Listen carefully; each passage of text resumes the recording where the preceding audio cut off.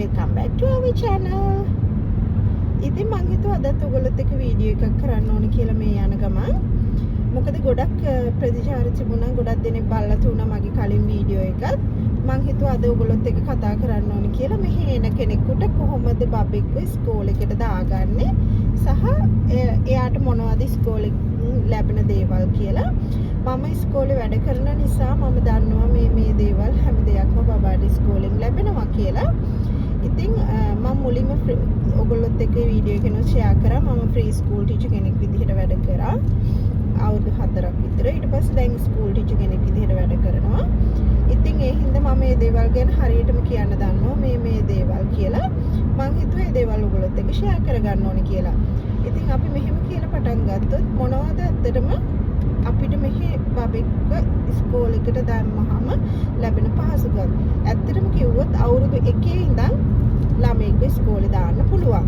අවුරුදු 1කින් අපි පටන් ගන්න ෆ්‍රී ස්කූල් එක. අවුරුදු 1 ඉඳන් 6 දක්වා ඒගොල්ලෝ ෆ්‍රී ස්කූල් යන්නේ. ඊට පස්සේ 6 ඉඳන් තමයි ඉහළට ස්කූල් අධ්‍යාපනය තියෙන්නේ.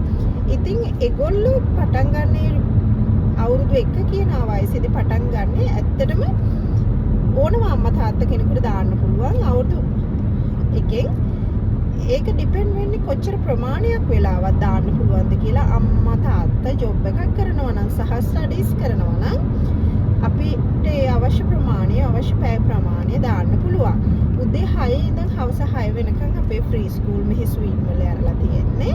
ඕපන් තියෙන. ඊට පස්සේ ඩිං රුන් රෑ 11 වෙනකනුත් ඇරලා තියෙන ෆ්‍රී ස්කූල් තියෙනවා. ඉතින් අපිට කවුරු හරි අම්මා කෙනෙක් හරි තාත්තා කෙනෙක් හරි ගෙදර නැතුව නයිට් ජොබ් එකක් කරනවා නම් අපි හිතමු හොස්පිටල් එකක හරි වෙන මොනවා හරි වෙන අංශයක ඒත් අම්මා තාත්තට බලා ගන්න කෙනෙක් නැත්නම් බබාව රැට දාන්න පුළුවන්.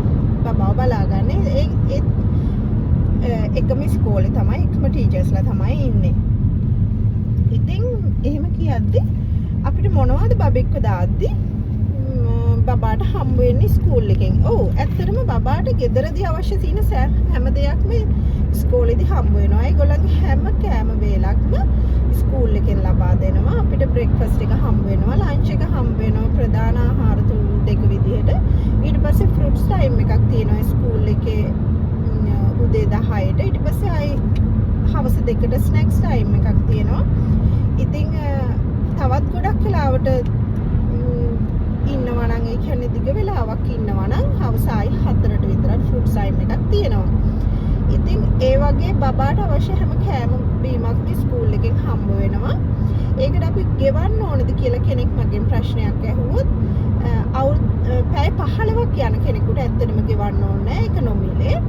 ඊට පස්සේ පැය 15ට වඩා යන්නේ කවුරු හරි අම්මා තාත්තා කෙනෙක් ජොබ් එකක් කරනවා නම් තමයි.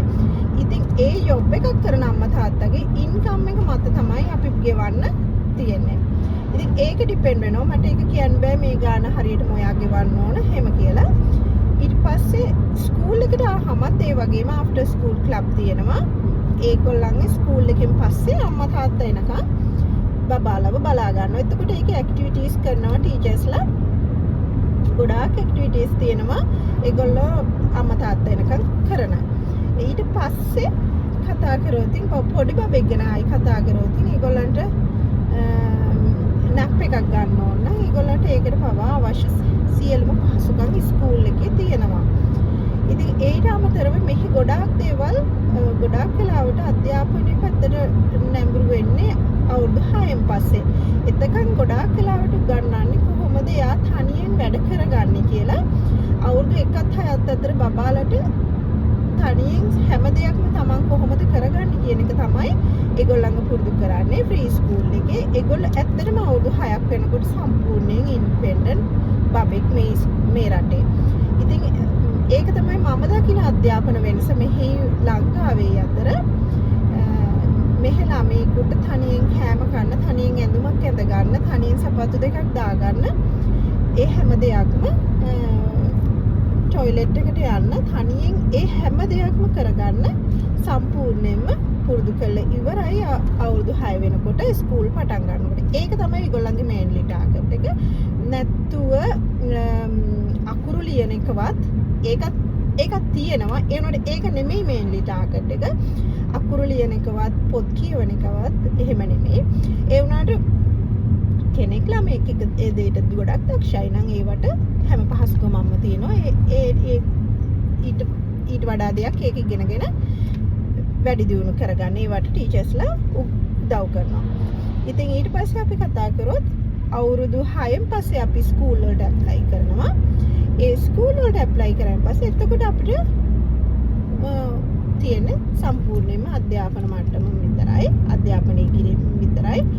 ඊට පස්සේ එතනදී අපිට ස්කූල් විතරක් යන බබෙක් ඉන්නවා නම් අපි හිතමු ආෆ්ටර් ස්කූල් ඉන්නේ නැහැ කියලා. ආෆ්ටර් ස්කූල් ඉන්නේ නැතුණත් බබාට ලන්ච් එක හම්බ වෙනවා. හැම පොත්පත් පෑනක් පැන්සලක් පාට පැන්සල් අවශ්‍ය මොනවාද හැමදේම කම්පියුටර් එකද ලැප්ටොප් එකද හැමදේම ස්කූල් එකෙන් දෙනවා. බබාට තියෙන්නේ ස්කූල් එකට යන එක විතරමයි. ගිහිල්ලා යාගේ අධ්‍යාපන කටයුතු නිදහසේ කරගන්න එක විතරමයි මේ රටේ තියෙන්නේ. මේ රටේ හැම ලොකුවට ගෙදර වැඩ දෙන්නේ නැහැ ලංකාවේ වගේ. මම දන්න විදිහට ලංකාවේ ගොඩාක් ප්‍රමාණයක් ගෙදර වැඩ දෙන්නේ අම්මලා තාත්තලාට කරන්න. මෙහෙම දෙයක් කරන්නේ නැහැ. ඇත්තටම 4 වසරට, ඒ කියන්නේ මෙහි 4 වසර කියන්නේ අවුරුදු 10 11 වයස ළමයි. ඒ වයසට එනකන් ගෙදර වැඩක් දෙන්නෙත් නැහැ ඇත්තටම. ගෙදර ගිහින් කරන්න. මෙහෙදී අධ්‍යාපන ක්‍රමය තමයි ඉස්කෝලේ ඉන්න ප්‍රමාණය වෙලා. තුලද ඉස්කෝලේ අධ්‍යාපනය හදාරන්න සහ ගෙදර ගියාම ළමයා නිදහසේ ජීවත් වෙන්න, ළමයාගේ සෙල්ලම් කරන දෙයක් කරන්න හරි, යාගේ වෙන මොනවා හරි ඇක්ටිවිටීස් කරනවා නම් ඒ දේවල් කරන්න හරි ඒකට ප්‍රමුඛතාවය දෙන්න තමයි මෙහි රටේ අධ්‍යාපනය හදලා තියෙන්නේ. ඉතින් මෙහි රටේ ඉගෙන ගන්න ළමයෙක් ඉන්නවා කියලා අම්මා තාත්තට ඒක ලොකු බරක් නැහැ. අද මෙච්චරක් හෝම්වර්ක් දීලා තිනවා කියලා ඒ ගැන ඉන්න. ඉතින් අවුරුදු 11 12 13 වයස එනකොට පටන් ගන්නවා ඇත්තටම පොඩ හෝම්වර්ක් ගෙදර කරන්න.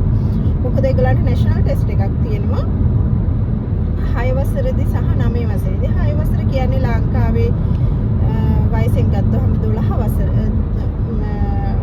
අවුරුදු 12. 9 කියන්නේ අවුරුදු අපි O level කියන්නේ මෙහි 9 වසර. මෙහි ඉලක්කම් වල පොඩි වෙනසක් තියෙනවා ඒ ලංකාවත් එක්ක සංසන්දනය කරද්දී. ඒකයි මම වයසවල් කිව්වේ මෙහි වසරවල් කියද්දී.